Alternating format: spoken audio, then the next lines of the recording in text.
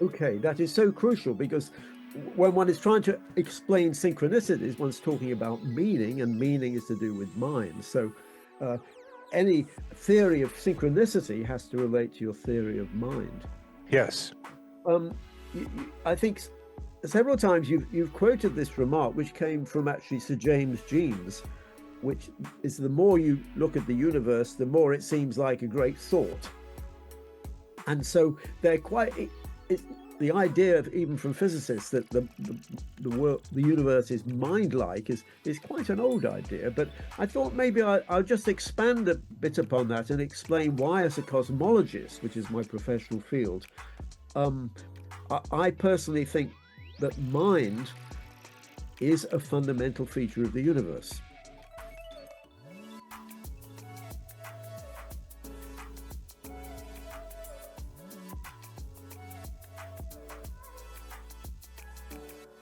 Welcome to Connecting with Coincidence. I am your host, Bernard Beitman, MD, and it's always fun to have another guy named Bernard, especially when he's from England and we can call ourselves Bernard. Bernard Carr is Emeritus Professor of Mathematics and Astronomy at Queen Mary University of London. And we were on talking with each other about several months ago. And it was so much fun that we wanted to be able to do it again. And Bernard has a whole collection of synchronicity stories. We'll get through some of them. And we'll talk about how mind is more and more permeating the study of the universe, that the universe is just a giant thought, as a previous physicist has suggested, and it seems to be headed in that direction. And toward the end, we'll get into one of my favorite questions. The universe is trying to get to know itself. So how does that work? It wants to get to know itself. And that's a question that we're going to be getting into with Bernard, trying to be able to understand from a physicist, astronomy, mathematician perspective about how that can be true. But we'll start off with Bernard telling us one of his many, many synchronicity stories. This guy's taken a lot of stories, and he's willing to let me look at them through the eyes of artificial intelligence to see what kinds of patterns we can find in them, both how he thinks and the patterns in the stories. But that's for another time. So, Bernard, welcome back to the show, and I'm really glad to see you again. It's a pleasure to be here again. So, let's. It's almost like I start off this. Well, tell us a bedtime story. Start with one of your coincidence stories, please. Well, Bernard, I was thinking about this because, as you know, I've got a whole book of synchronicities, and it's very hard to select just one of them. But I thought what I'd do is I'll just collect a small number of short synchronicities, which to me seem to convey some interesting information about the nature of synchronicity. And I'm sure you've thought about all these issues, and the audience has thought about these issues many times, but I hadn't thought about them really in this way. So I'm very grateful to you for prompting me to do that. You're welcome. Well, my first story involves one of the visits I made to Esalen at a meeting organized by Ed Kelly. And I was going to there talk about the relationship between physics, the final theory of physics, and whether it can accommodate mind. And in particular, I was going to talk about the clash between relativity theory and quantum theory. Because, as you know, the great challenge of physics is to merge those two theories into some final theory, which I think will accommodate mind. Well, before the meeting, I actually had a strange dream. And in the dream, there were two trains. There was a blue train, which was sitting at the station, and then there was a red train, which was approaching it at high speed on the same track.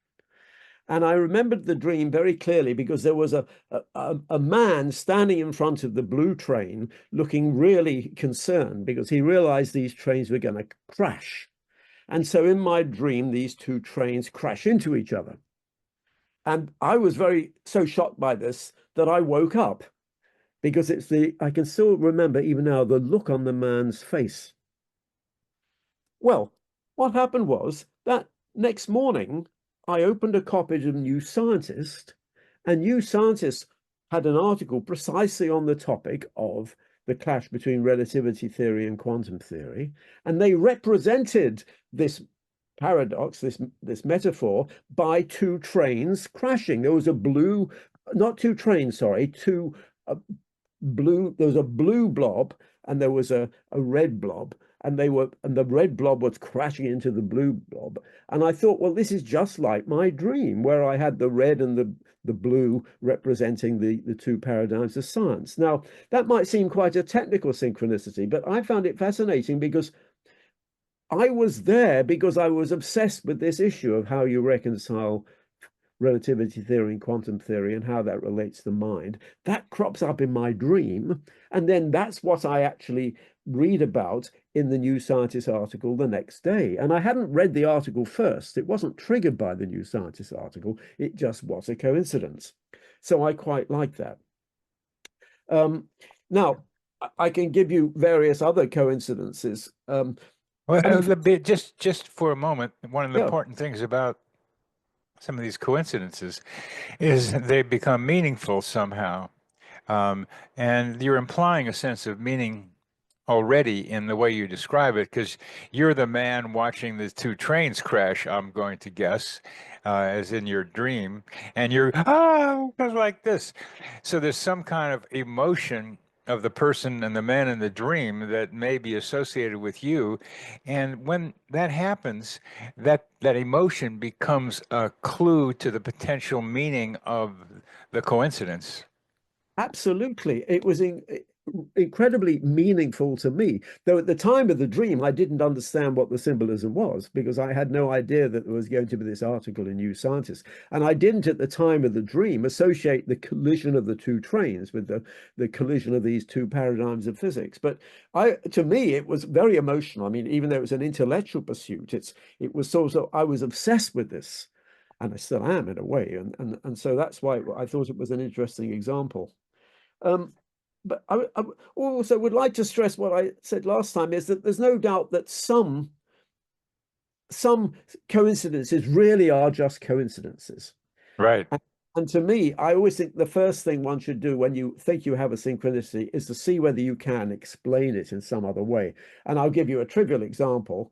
Where I live in London, Windsor Road, London, there were three successive houses, 39, 41, and 43, all next to each other. And then it turned out that the three occupants, we all had our birthdays in a row. They were the 23rd, 24th, and 25th of May. Well, again, I think that's actually an amusing coincidence, but I don't think I can't see any psychic or even great meaning in it. It just happens to be a coincidence. But sometimes, well, let's pause on that one, Bernard. Paul Kammerer talked about seriality. yeah, And that was and he was trying to be able to say that things cluster together as one way to understand it, like attracts like, and what he could do with the physics of the early 1900s made it look like it's possible to see how these things fit together. I interviewed a guy who has translated Kammerer's the law of seriality from German into English recently, and it's quite a big book, as you know. And there's a lot of ways Kammerer thought about it, but there's something that rings to me about seriality here, as you're describing it, and that there's a clustering of similars somehow. So let's say it's a hint, at least from Kammerer's perspective, of how some of these things might work. that's fascinating. And I just don't know. I mean, I can't say whether that's a pure coincidence or not, but there are other examples. I'll give you an example which might be amusing. There's a well-known skeptic of parapsychology and probably synchronicity in England called Richard Wiseman. Oh, And, yeah. and he's a friend of mine. Oh, And really? yeah, and a long time ago in 1995, in fact, he invited me to dinner. And so I was traveling from my college, Queen Mary College, and I went to my car, and my car had been burgled. The door was open, and the various belongings were scattered on the road where I was parked, including the A to Z, which is the map of all of London, which enables me to go from A to B.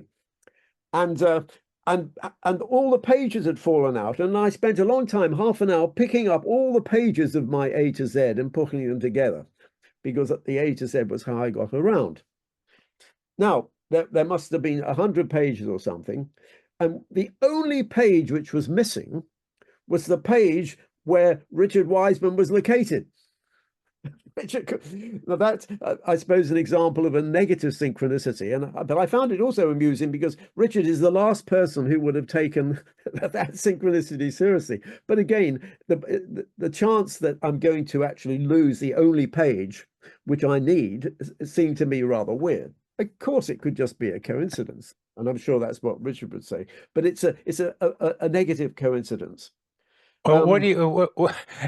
It's yeah, it's funny too. That that's the one. I mean, part of the synchronicities, coincidences are not necessarily or they are ha ha ha sometimes. And Exactly. this one is like what? 100 pages, 1 out of 100. Okay, the statisticians that your friend knows is who wrote The Luck Factor, in case anybody wants to see. And is it with the name Richard Wiseman? You know, he's got to be like he's got to be a wise guy somehow, or a wise Well, person yeah. or something. That's to me. I play with the meaning of names. I have a son named Carlin. He loves cars, and you have a last name Carr with an extra R. Yeah. So you play around with those things. But one out of 100, that's 1%. Yeah. That And happens. But here it's in front of his house. So there's more to it than just losing one page. And you just come out of the house sorry, when it happened. I didn't lose it outside his house. I lost it at Queen Mary College. That's where the car was burgled. Oh, So I could drive. I needed the map to get to his house. okay, but you know how to get back. Oh, I could get back. But of Okay. course, I got there in the end. But you're right. I mean, what I liked about that example is that it has humor in it. So whatever process is generating these synchronicities, it seems to have a sense of humor. I'm going to ask a little bit of a question about your relationship with Richard Wiseman. I assume the two of you have some differing opinions about things. Oh yes, we have different opinions about psychical research. He's a skeptic, but the point is he's interested in the subject, and he spent a lot of time um, examining the evidence. Of course, he's come to a different conclusion from me. I would say I believe in the phenomenon because I've had psychic experiences, not just because of the literature and the experiments that have been done. And I suppose Richard hasn't had the experiences. And I find often that's the reason people are skeptics, is they simply haven't had the experiences. And it's the Very people good point. with experiences Very who good point. Very good point. So please continue. yeah. Well, but of course, there are quite a lot of coincidences, which I quite like because you can analyze them mathematically to assess what's the probability. And I had one just last summer where I was traveling to meet a friend in Trieste to do scientific research. And I arrived at Trieste airport. I had to catch the bus to the center of the town. The bus wasn't working, so I had to catch a train. And then I had to somehow get a train ticket, was quite complicated, which assigned me a seat. And then when I got on the train, lo and behold, the person sitting next to me, the very next seat, was the person I was going to meet. Well, I mean, of course, we were both going to Trieste, but he wasn't, neither of us were anticipating going by train. And what I liked about this is that you could sort of work out what was the probability that we would be sitting next to each other because there were so many carriages and so many seats and so many trains. And it was about 1 in 1,000. So I'm not going to say that's anything other than a coincidence, but it's an example of something where you can actually calculate what the probability is. And that's why I've mentioned that. But I'm sure there's numerous synchronicities which involve traveling and meeting people. But maybe, oh, I'll give you one other one, which is a numerical one. I once went to a Leonard Cohen concert in the Barbican in London. And after the concert, we were all going to the tube station to go home. And there were thousands of people, of course, all at the entrance to the tube station. And I noticed that a lady in front of me had dropped her handkerchief. And so I better give it to her. So I went ahead and I picked up the handkerchief and I gave this lady this handkerchief. And then it turned out that this lady was accompanying a good friend of mine. Well, what's the probability of that? Because there were thousands of people mulling around the tube station, and what's the problem? And there would have been tens of thousands of people at the concert. So what's the probability of actually my knowing the person who dropped the handkerchief? No, I'm illustrating that. I'm describing that synchronicity as an example of something where you can actually calculate the probability in some sense. But of course, the deeper synchronicities go beyond mere probability. So I'll give some of those. For example, there was an incident in 2009, I think it was, in which my niece was getting married. She was getting married in Edinburgh. And unfortunately, it turned out that a friend of mine in America had died, and her funeral was at the same time, the same day. I'm not sure it was the same hour, but it was actually at the same day in America. And so this put me in an unfortunate clash, because it was a funeral and a wedding all at the same time, and I had to decide which one to go to. Sorry, this was in 2017. But what made this interesting was not just the clash, it was the fact that both invitations had the words "once upon a time," because the wedding was had the invitation was headed "once upon a time," and the funeral was associated with a friend who owned a clock shop, and the clock shop was called "Once Upon a Time."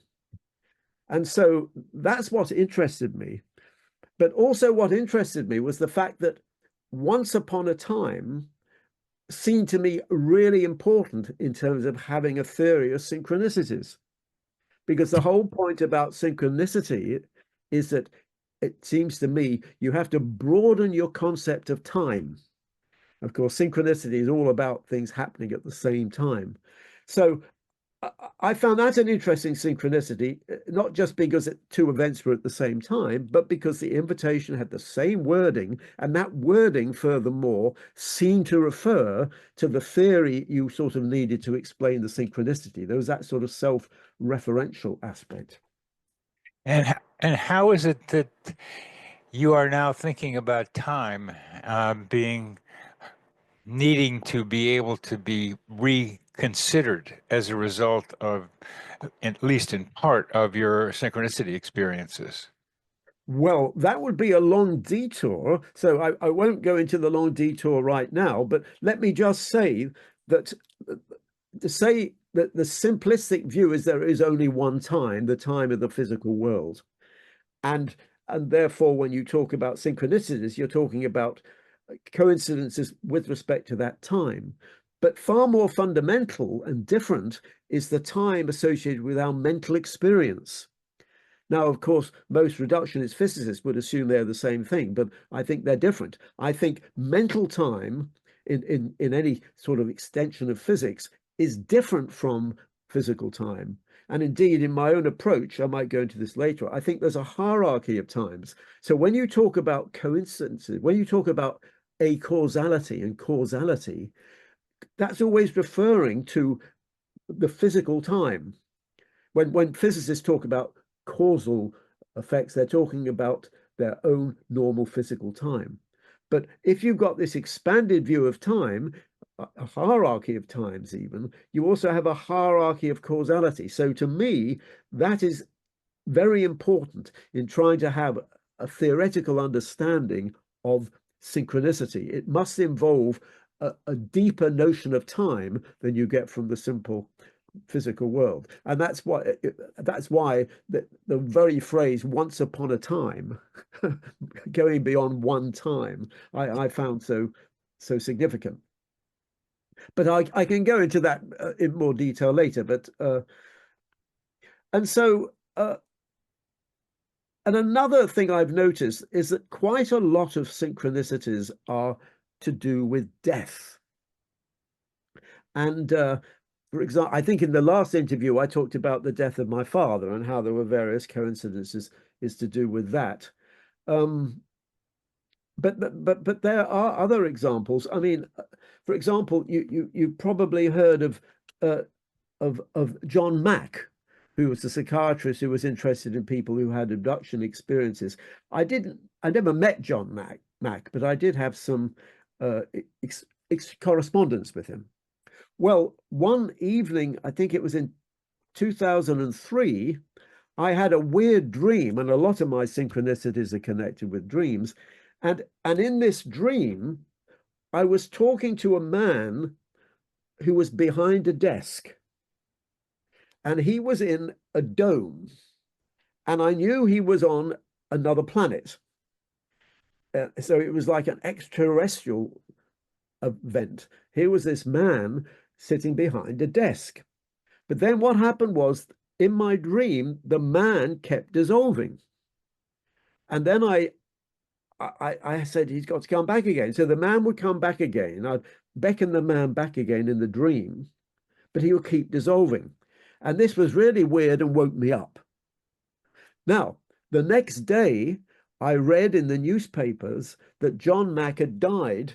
He had been visiting England, and he was walking home, visiting London, and he was walking home, and tragically he was hit by a drunk driver and died.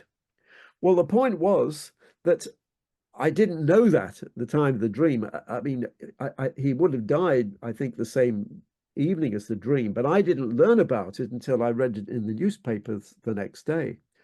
And so here was this dream of a man in a desk associated with another planet, extraterrestrials, continually dissolving. Now, I don't know whether I'm reading something into it, but to me, the dissolution of this man and on another planet very much somehow reminded me of John Mack and his studies of people who'd had abduction experiences. So I don't know how you react to that, but it's not a literal dream. It's not a literal precognition. I'm not precognizing that John Mack is going to die. I didn't even associate it with John Mack. But I have a dream in which somebody associated with extraterrestrial life, if you like, is dissolving. How do you react to that? In fact, It's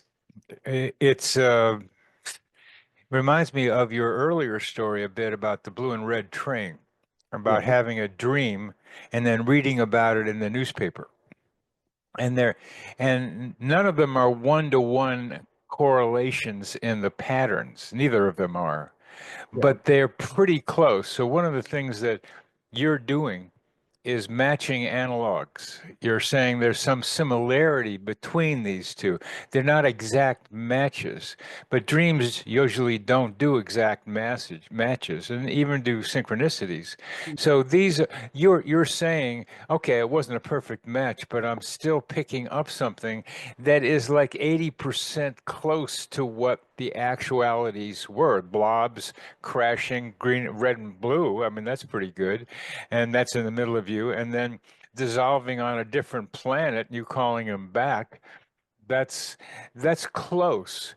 So that you got different different pieces of the puzzle, but not the whole thing. And that's what's so fun about these coincidences, is being able to get a measure of the analogical similarities. AI is beginning to able to match or say what the percentage of overlap is between two patterns. And you intuitively recognize, you're a mathematician. I like geometry. These are pretty pictures. They're pretty close. So they're connected. So we have to call it a precognition of some kind. Now, the fun of the precognition, I think, as we've talked about before, is like, are you is it precognitively reading the newspaper or the article in the magazine or the event itself? Well, in the first instance at Esalen, could have been only reading the magazine before you read it. But with John Mack, it also could be a simulpathity thing where you're experiencing around the same time his demise. So that it could be a read of actually the event that happened to him. So we Mm-hmm. don't know that, but I would add that as your own intuitive capacity, because you're pretty intuitive with all this. You're very, very intellectual, of course, but very intuitive too. You're open to a lot of stuff. So simulpathity is the experience of the pain of a loved one at a distance, but it could be other people too, like the Titanic blowing up or going under, Mm-hmm. and it's something else. So those are two aspects: reading the newspaper precognitively, or with John Mack, maybe both. I think you're so right. With me, at least, it nearly always does link to reading a newspaper or seeing an item on the news. If you remember last time, I gave some examples of precognitions which seem to involve the Metro newspaper, which was the London local newspaper, and something I would read the next day. So. And certainly in the case I've just cited, it was very much it was to do with reading the New Scientist. Um, I'm just going to give one more example, if that's okay, Bernard. I don't want to overwhelm you with all these synchronicities, but I'm so interested in your reactions, to be honest. So I'm quite pleased to do it. This is one which relates again to people you probably know, which is why I've chosen them. You know Rupert Sheldrake, I'm sure. Of course, of Now, course. myself and Rupert, we were on a train traveling to the funeral of David Fontana. And I expect you knew David Fontana as well. He was a member of the Society for Psychical Research, very interested in the evidence for survival. Well, on the train journey, I had a briefcase, and the briefcase on the word had the words Cosmo at Sussex. Now, this was a reference to a conference I'd been to on cosmology, and the conference is called Cosmo, and it was at Sussex University. And then Rupert, who of course is interested in all these things, Rupert said, "Oh, that's interesting, Bernard, because my son Cosmo Cosmo. has just started at Sussex University." And I thought, "Oh, well, that's amusing," but I didn't regard that as striking. But then what happened was we went to the funeral, which of course was a rather sad occasion, but something rather significant happened on that occasion. Another person at the funeral was someone called Les Lancaster, who was a professor of transpersonal psychology at Liverpool John Moores University. And he was wanting to set up an MSc in transpersonal psychology. And at that time, I was the chair of the Scientific and Medical Network. And as a result of this meeting, the Scientific and Medical Network and Les collaborated in this MSc in transpersonal psychology, and it's now been set up. This was many years ago. I mean, this was in 20 about it was I forget the actual date. I've got it written down somewhere. I think it was about 15 years ago, something like that. But the point was that as a result of this meeting, that it had in fact, as a result of this funeral, it had a very important consequence, because the Scientific and Medical Network and Les Lancaster went ahead in setting up this MSc course, which is now flourishing and has got hundreds of students. And I found that interesting because, in some sense, the rather trivial coincidence about the Cosmo at Sussex somehow was part of this broader, uh, if you like, synchronicity, certainly encounter, chance encounter, which had an important consequence. So again, that's got a rather different message about how some of these synchronicities somehow is a part of a broader context. I don't know how you react to that. Well, I'm very glad you bring that up because a lot of the coincidences are A and B happen usually around the same time. Like I had a dream and then I read it in the Yeah. newspaper. But there are many people, and you are probably one of them, who have complex synchronicities where they're embedded in each other. And I'm going to interview somebody in a month or so who's got them intertwining with each other. So you begin to see a pattern within the patterns of his stories. And so when I hear this one, I think is Cosmo the one that plays music, or he's the mycologist? No, he's the other one plays music, I think. Oh So no, no, no, sorry, he is the one who plays music. Yeah, so it's so I was Cosmology is the musician. Yeah. that's what I kind of thought. Cosmo the musician. I listened. I went to a concert he did in um, British Columbia on Cortez Island, where they often go as a family during the summer. And one beautiful summer night, there was Cosmo out there on the stage, and everybody was dancing, and even his mother came out and started dancing in a line with us. And she's a pretty incredible woman too.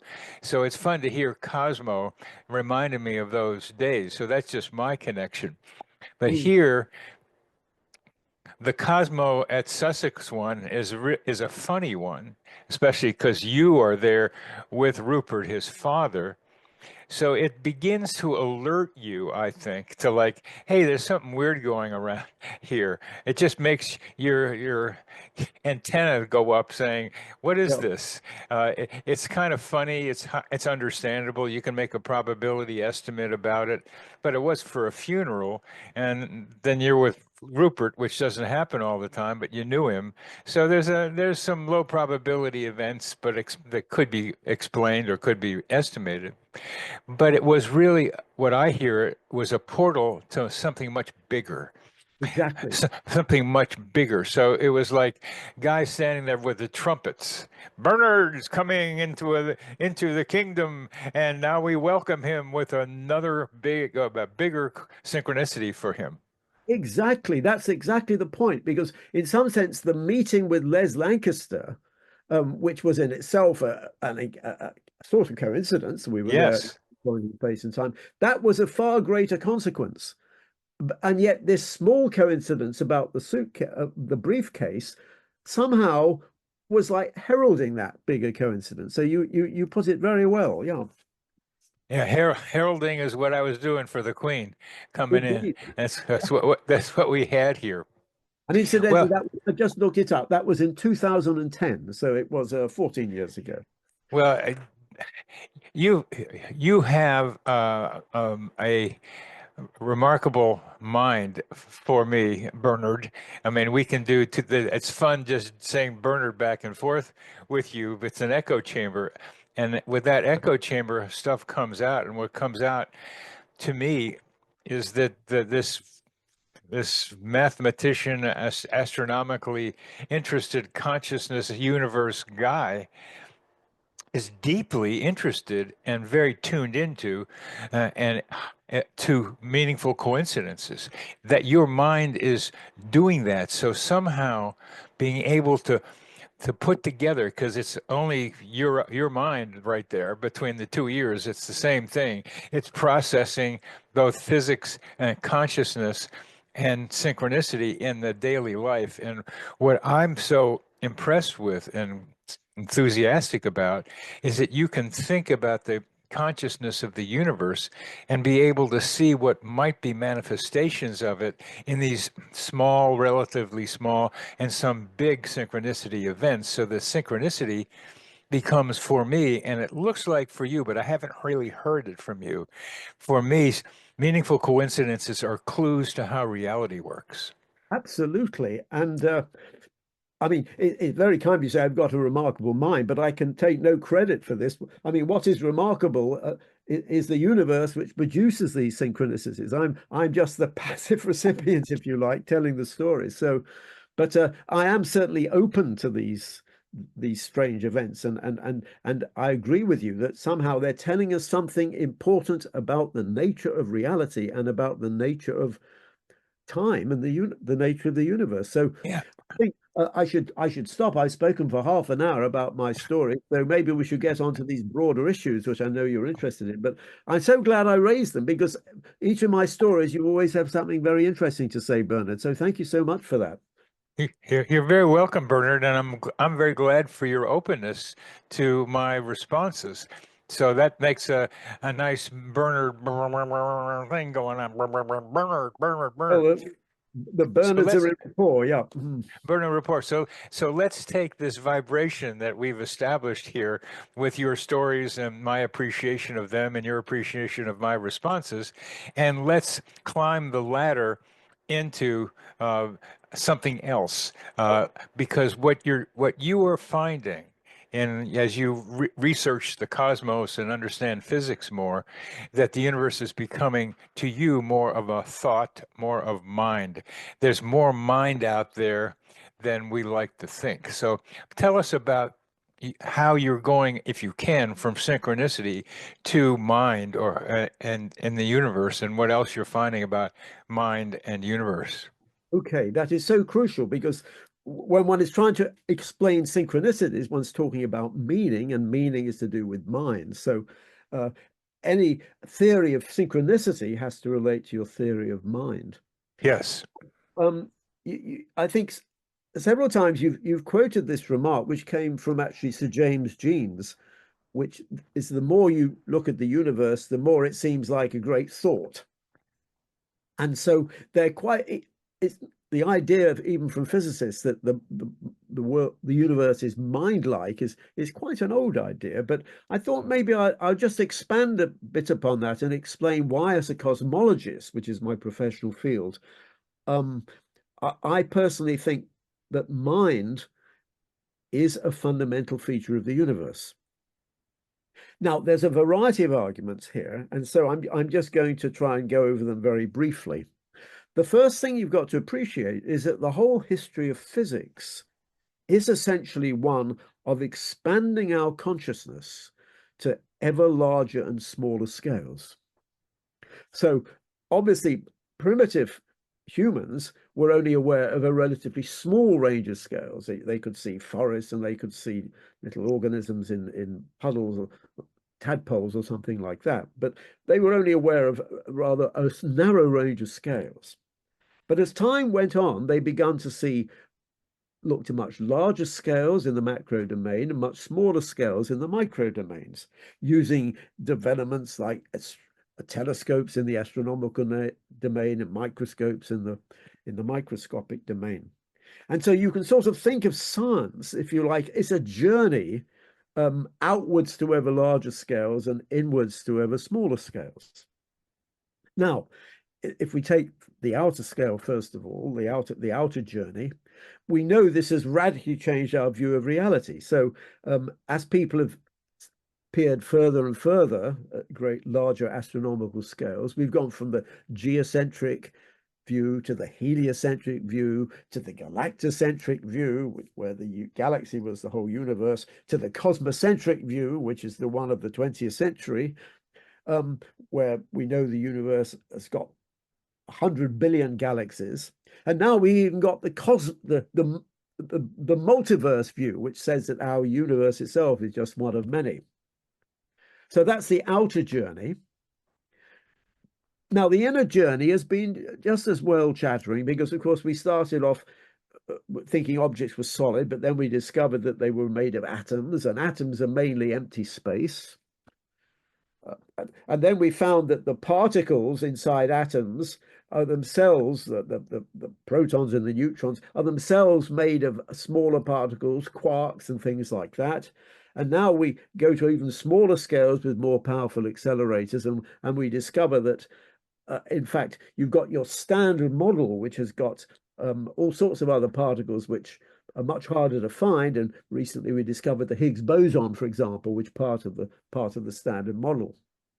But then one can go to even smaller scales, and eventually physicists are talking about the possibility that what's called the Planck scale, the smallest scale of all, 10 to the minus 33 centimeters, and then you're dealing with your final theory of physics, which might be something like M theory, which has got extra dimensions and things like that. But in both directions, in both the macroscopic domain and the microscopic domain, the progress of physics has radically altered our view of the nature of reality. And also, I should have said, on the micro domain, we discovered quantum theory, which says that particles aren't even objects like billiard balls, they're described by wave functions. Now that is a beautiful description, the outward and the inward, and it's done with a kinesthetic quality that you carry with it. So if you had any musical abilities, I'd say make that thing into a song, the journey outward and inward. Maybe we can get Cosmo to do that afterwards. That's right. But the point above this is that our view at each step in the journey, our view of reality has fundamentally changed. On the astronomical journey, our view of the universe has grown bigger and bigger, and so there have been huge conceptual changes. But in the micro journey, our view of reality has also changed. So you introduce concepts of wave functions and higher dimensions and things like that. And so what's interesting is that, first of all, the history of physics, which has only been going on for about 400 years, has involved a constant expansion of our consciousness to larger and smaller scales. We are literally on a mind-expanding trip, if you like. And let's be clear what you mean by expanding consciousness here, because the term consciousness still is not very well defined, even if you might have one. But in this way, you're talking about expanding our awareness. You're expanding our awareness of what's around us. Exactly. And expanding awareness is what we're about, because you're thinking about the limitations of our senses and how we have various technologies to expand our ability to pick up visual, auditory, and even kinesthetic things. That's expanding our awareness of what's around us. That's what you mean. Exactly. And I should have actually used the word awareness rather than the word consciousness, because understanding consciousness is more profound than understanding what we're aware of, but it relates to consciousness. It does. I think of it as, in some sense, physics gives us an altered state of consciousness in the sense that our awareness is expanded. But it's not only an expansion of our awareness, the view of reality which we have is the paradigm of physics, which is accompanying this growth of awareness. It's constantly changing. And you get to realize that all of these paradigms are actually mental models, because our common sense view of reality, which is like objects like billiard balls in ordinary three-dimensional space, that died a long time ago. That died with quantum theory and relativity theory. So the view of reality which we get from physics now is completely different from everyday common sense reality. Common sense reality is an illusion. And because the ultimate reality, which, at least if you believe in physics, the ultimate reality is much more complicated than that. And what's more, that ultimate reality is essentially, it's a mental model. It's a mental model in the sense that it can only be understood in terms of mathematics, and it can be understood cognitively, but it can't be directly experienced by our physical bodies. And so that's one sense in which the universe, I would say now, reality has become more mind-like. And you can even ask the question, what do we mean by matter? In the old days, matter meant solid objects, as I said, like billiard balls. Let's make them cricket balls to make it more British. So, but we know that's not true. Einstein told us that actually mass is also the same as energy. And then That was special relativity. And then general relativity told us that energy is curved space-time. And then from quantum theory, we understood that it was also fuzzy, described by this quantum wave function. And then in our final theory, M theory or whatever, we discover that there are all these higher dimensions. So again, what we're calling matter is actually really mind stuff ultimately, because the more we probe into the nature of matter, the more it becomes mind-like. So this is only, oh, and I should say, by the way, what's fascinating about these two journeys, the outer and the inner journey, they're always links between the micro world and the macro world, and the ultimate link comes up at the Big Bang, because the Big Bang is when the very large meets the very small. And so when I have a picture of this, I use what's called the cosmic Ouroboros, which is the snake which swallows its own tail. And use different scales of structure can be regarded as points on the body of the snake. As you go round the snake, the scale increases by a factor of 10 for each minute as you go from the top left to the top right. So, but the point is that the head meets the tail at the top, and that's the Big Bang. And the reason it's the Big Bang, because I hope this isn't too technical, we think the universe began with this Big Bang 14 billion years ago. When you look to great distances, you're also looking back in time. So if a galaxy is 1 million light years away, we're seeing it 1 million years in the past. When you look back to 14 billion years, you're looking to the universe when it was very, very compressed. And that is why the very large meets the very small at the top of this cosmic Ouroboros. So these two journeys, the outward and the inner journey, they actually meet at the Big Bang. And so that's why the early universe, which I study as a cosmologist, gives us tremendously important insights into what happens in high energy physics. And indeed, we can only understand the early universe by understanding what happens at high energies using accelerators. So anyway, that was one of my arguments. That was quite a long discussion, but that was one of the arguments for believing that mind is fundamental. But there are all sorts of other arguments, which I'll do briefly. You've already referred to James Jean's remark that the universe is more like a machine, more like a thought than a machine. And the reason behind that is that whatever these laws of nature are, they sort of smell of some huge intelligence, the way everything fits together so beautifully in this cosmic Ouroboros. It really does feel as though there's a giant intelligence behind it all, which is mind-like. Someone like Paul Dirac, the great physicist, he put a lot of emphasis on beauty in physics. He used to say beauty is more important than experiments, because to him, the final theory of physics has got to be beautiful.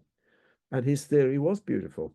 Of course, it's a beauty which is mathematical, so not everyone can appreciate. But the point is, beauty is an aspect of mind.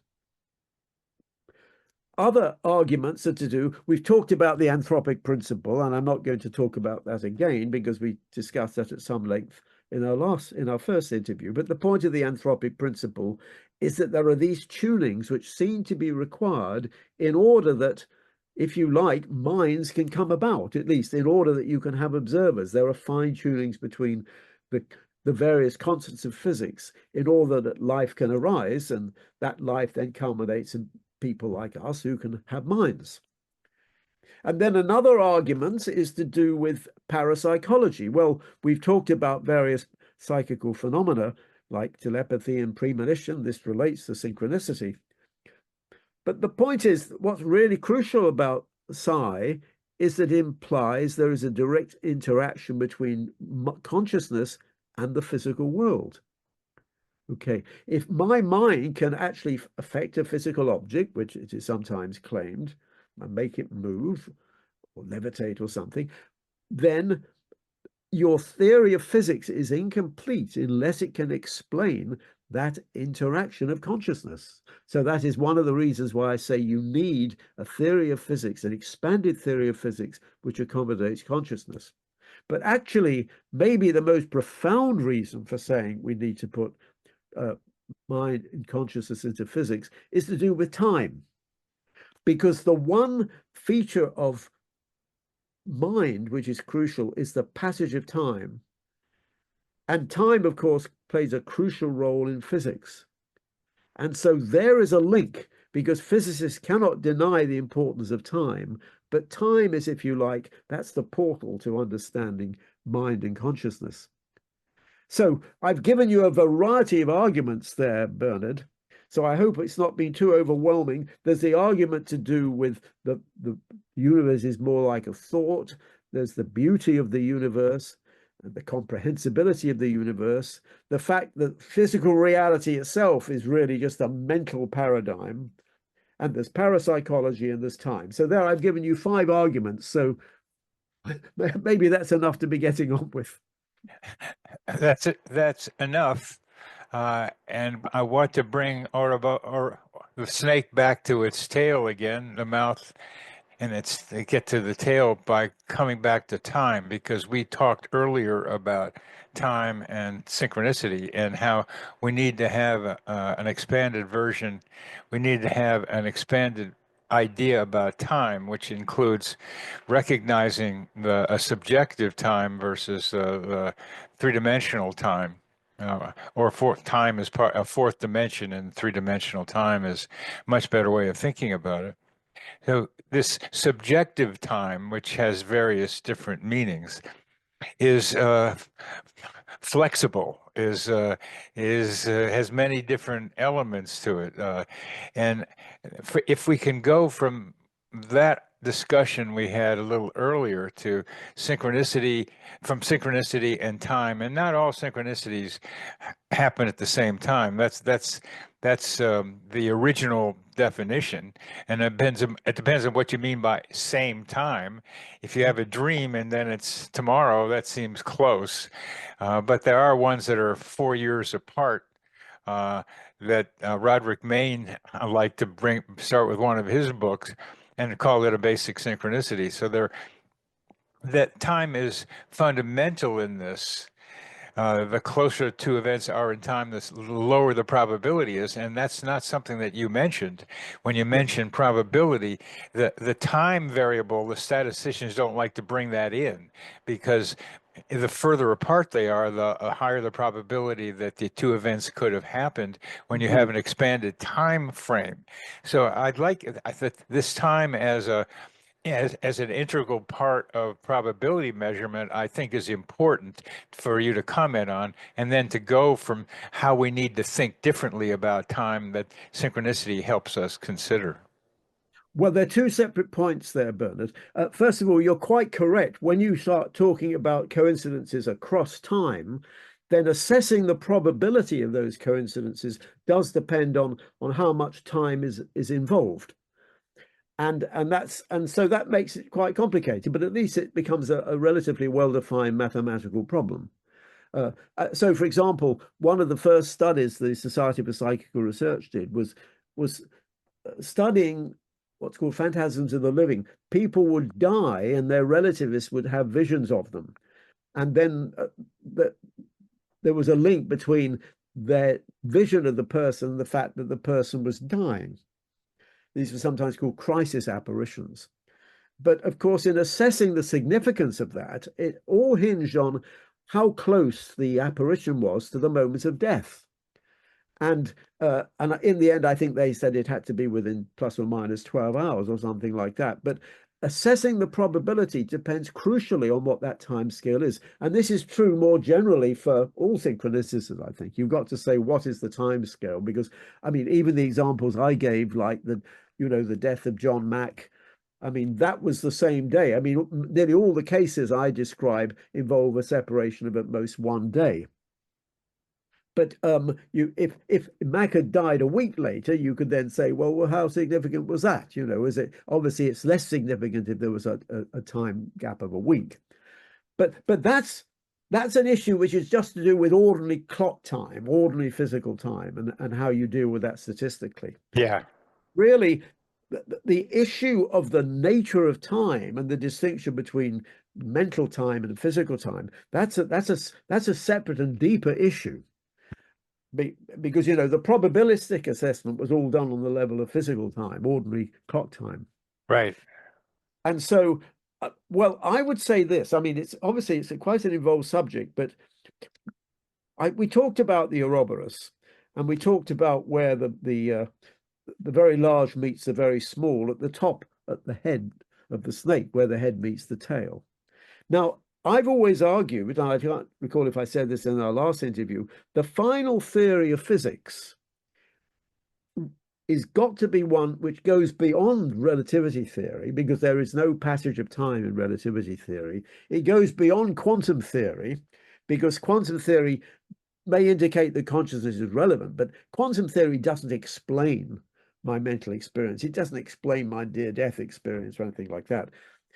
So you need a theory of physics that goes beyond relativity and quantum theory, but that's precisely what physicists are looking for. They are looking for a final theory which marries up relativity and quantum theory, and that marriage happens at the top of the cosmic Ouroboros, where the head meets the tail. So that's conventional physics. That's not controversial. But I would argue that it's in that final theory of physics, if you like, that theory of quantum gravity, that's where you're going to have mind and consciousness. It's no good looking for consciousness in the relativity theory or quantum theory. They're hints, but it's not the full story. The full story has to be at the top. But in particular, at the top, that's where you get these extra dimensions.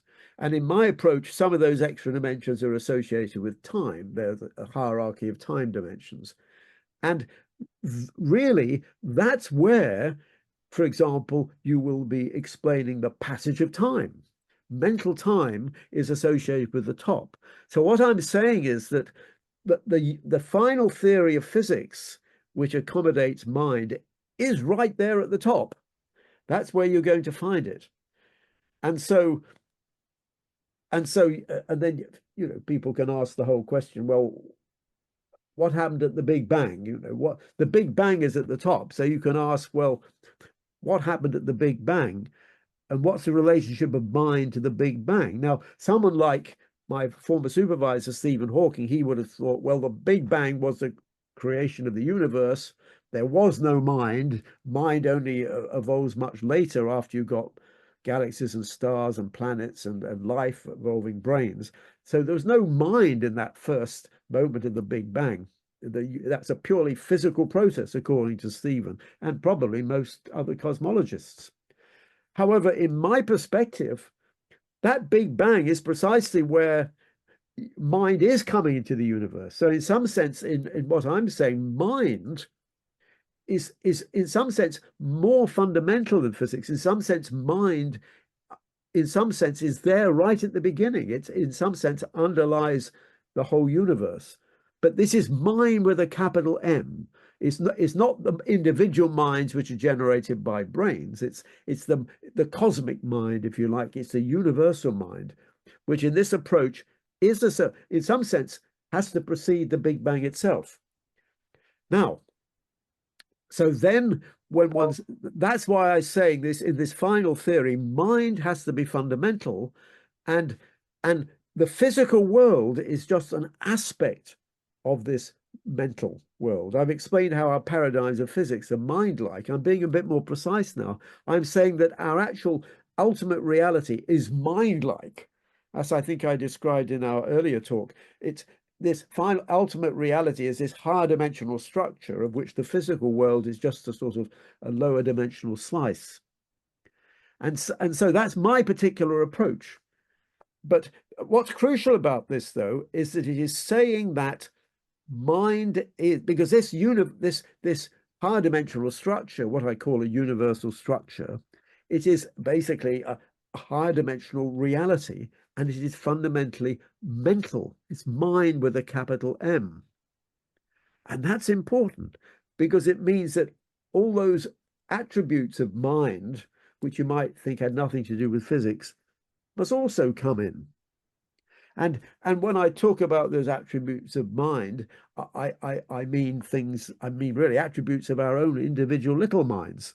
So I mean things like love and happiness and despair and meaning and the whole plethora of mental experiences.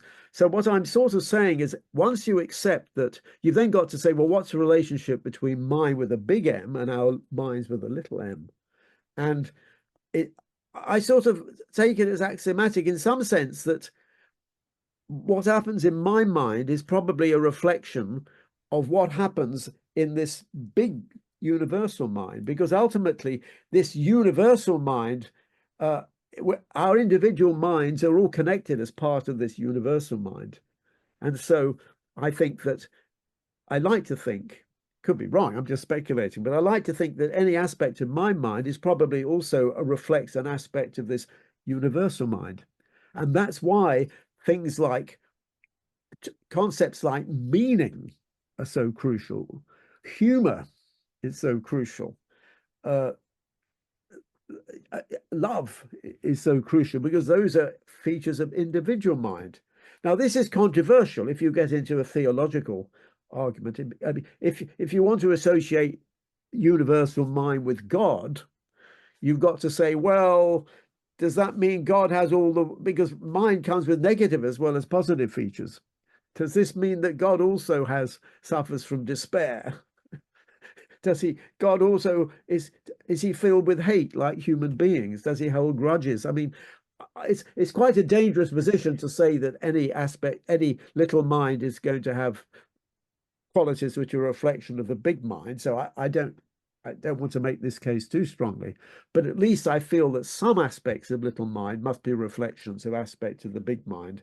And I think this all comes into the synchronicity story, because that's where things, in the examples I gave of synchronicity, they involve certain mental qualities, humor, emotion is a mental thing, and curiosity. You raised the question of curiosity. I think at the end of our last interview, you said, why does the universe want to understand itself? And I think I argued because, well, I want to understand. I'm curious, and therefore curious with a little c, and therefore mine with a big M must be curious with a big C. Well, I don't know if people find that argument convincing, but it's part of this more general argument that little minds must be a reflection of the big mind, the big universal mind. I don't know how convincing you find that. Well, I agree with you on a smaller scale. I'm a psychiatrist, I'm not a cosmologist. And that biases the way I think about reality, because I think I start from human minds. And I will say the same thing you're saying about what I call the psychosphere, or the mind of the collective human organism, that our individual minds are reflected in the mind of this collective human organism.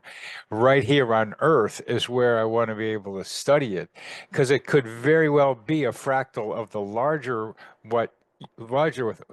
mind that you're talking about, but it's easier for me to study it here with meaningful coincidences. So if I look at your AI patterns, not only your synchronicity patterns, I will find underlying patterns that are part of the general way of thinking of the collective human organism. I've already done that with my synchronicities as well as other people's. So the idea of our minds being a reflection of and actually influencing the greater mind. The greater mind I'm thinking about is the mind of the collective human organism. And when I think about the collective human organism, I suggest that it has a mind that has a collective self-observer. Just like you can observe your own thoughts, this larger mind can observe its own thoughts. So we are in parallel, but you are at a much grander scale than I am. Absolutely. I mean, in fact, I would say there is like a hierarchy of levels of consciousness, if you like, and individual humans. And then the next level in the hierarchy is the collective hierarchy of the planet. the human collective human consciousness, if you like, and that's what you've just described as being interested in. Because I'm an astronomer, I'm thinking even bigger than that. I'm saying, well, there's also a galactic level of consciousness, and maybe even a cosmic level of consciousness. Remember, when I talked about the outward journey, it was a journey from the geocentric to heliocentric to galactocentric to cosmocentric. And I would say at each of those levels, there is a level of consciousness.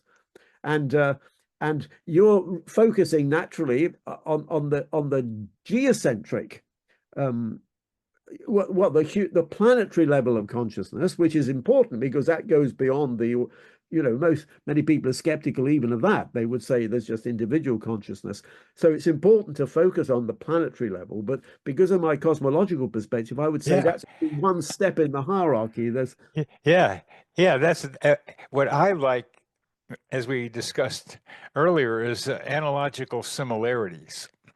And what you're describing is analogically very similar to how I am thinking. But I'm just thinking at a planetary scale, you're thinking at a cosmological scale.